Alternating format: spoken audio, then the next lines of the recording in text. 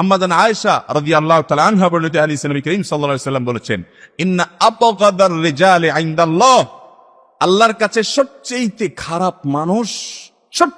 মানুষ হলো আল আলাদুল খাসিব। কে? সবচেয়ে খারাপ মানুষ হলো যে ব্যক্তি প্রচন্ড ঝগড়াটে স্বভাবের, কথায় কথায় লেগে যায়, যেখানে সেখানে লেগে যায়। এই রোগ যদি আপনার মধ্যে থাকে, আমার মধ্যে থাকে, এই হাদিস আমাদেরকে সতর্ক করছে, এখনই আসুন পরিবর্তন করি না। আমি যেখানে সেখানে ঝগড়া কোনোভাবে লাগতে দেব না। আমি নিজেকে নিয়ন্ত্রণ করব, আত্মশাসন করব, আত্মনিয়ন্ত্রণ করব। আমি ভালো হওয়ার চেষ্টা করা যাবে না ইনশাআল্লাহ? ভাইরা আমার, ঝগড়াটে স্বভাবের মানুষকে কেউ দেখতেও পারে না, আল্লাহও দেখতে পারেন না। আল্লাহর কাছে আবগাদুর রিজাল, সবচেয়ে খারাপ মানুষ শুধু আল্লাহর কাছে খারাপ মানুষ হয় না, বান্দার কাছেও খারাপ মানুষ হয়।